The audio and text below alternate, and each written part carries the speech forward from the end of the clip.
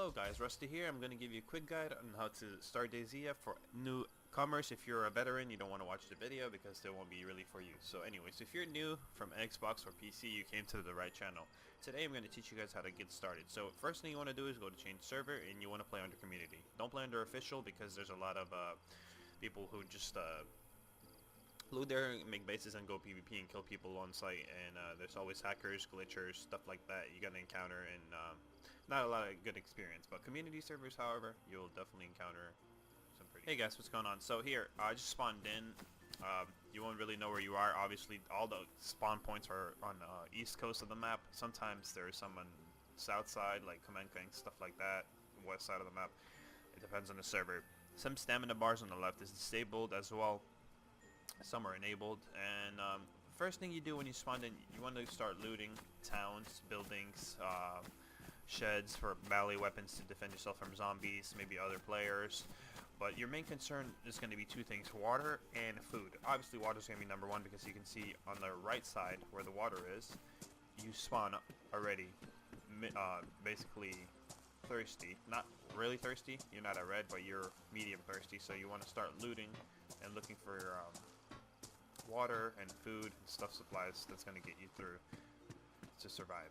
Alright, so after you spawned in, you want to look for roads, railroad tracks, rivers, power lines, anything this is going to lead you to a little town or a big town, depending where you're at.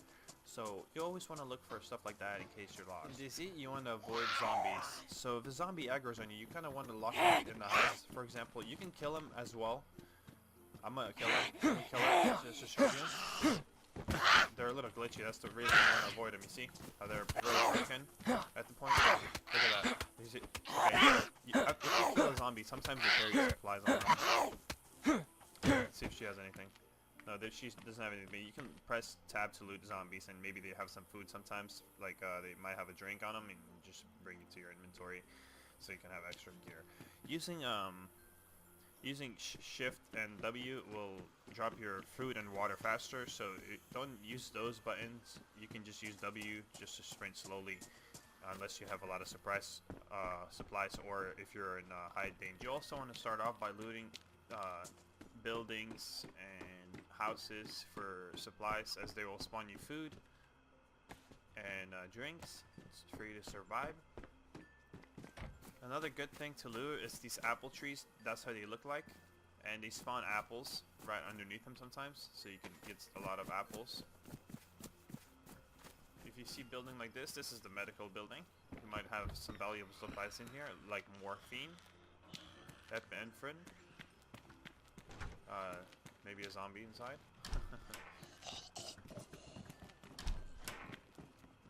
Morphine.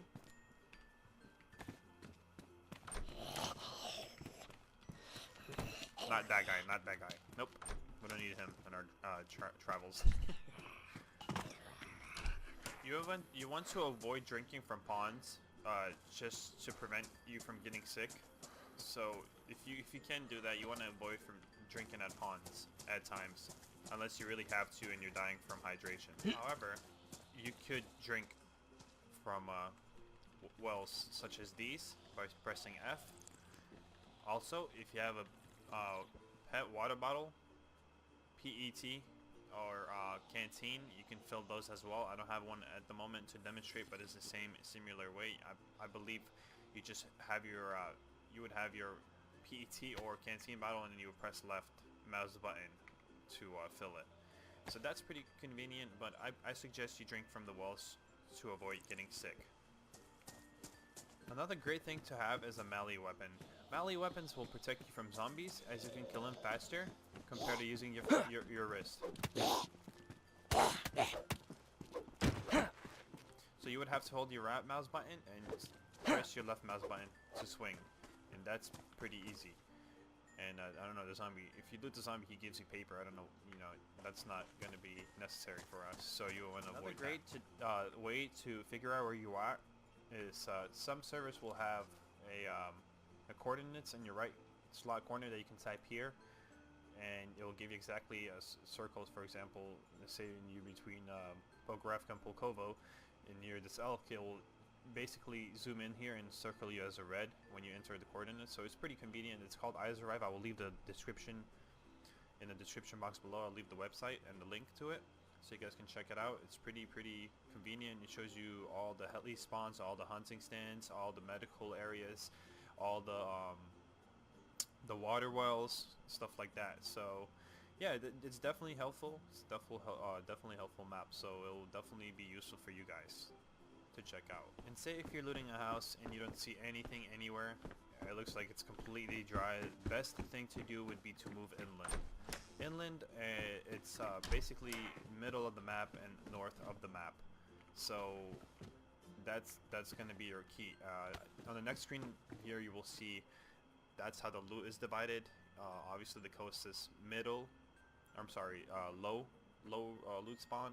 The map in the middle is medium loot spawn, and then obviously you got the high grade loot like Northwest Airfield, Mishkino, Zolano, and stuff like that. You have your high gear, a higher chance of finding loot in those towns and in those areas due to the way they have the loot balanced. But talking about loot balancing, loot is not really balanced yet at this time, so it's not, you know, you're gonna get easy AKs and easy M4s at the airfield and stuff like that, so which you usually don't get as easy as it is today, so keep in mind that. Another thing you want to do is find yourself a backpack. For example, any backpack will work. School backpack has let's see, it has 30 slots, so it'll give you more inventory space. Keep in mind that if the stamina system is enabled on the server, and the more stuff you have in your inventory, it will make you run slower, so keep in mind that. While looting, you can find shirts. You can take the shirt and put it in your hand, and if you have a knife or any stone knife, you can just drag it and go over combine, and then hold down the left mouse button to craft more rags. Rags will be useful in case you are getting shot or you hit by a zombie and you're bleeding. You can, the one shirt gives you 4 rags, so you can combine them by, you get 6, that's the max combination, but you can also have more, and I would separate them from a jacket to a backpack, maybe a couple on the jeans as well, in case you get shot in a certain spot, they don't get ruined. Okay, and another thing I have to say, in Dayz, from past experiences, when I first started the game, I was terrible at the game. I didn't know anything. I was looting towns. I didn't know what town I was in. I didn't know anything. I wasn't really paying attention, and I got shot and killed by a lot of people without even knowing. So you will die a lot, you will lose a lot of gear. Say you're just building up a character and you're like, oh man, I just lost my character, I just spent 3 days looting up and stuff like that. Don't be so bummed about that, because it's just gear, and you can always find gear. You can always find the same gear that you had before. It just takes time, yes, I understand, but when you first start off, you will definitely encounter a lot of bugs and a lot of getting killed on site maybe. And yeah, so don't be bummed out. Keep on playing, keep on surviving, and keep on having fun. Catch y'all in the next video. I hope this was a little helpful for you guys. It wasn't the best, but I hope it's going to be enough for you guys to work with. Love you all. Catch you all in the next one. Later.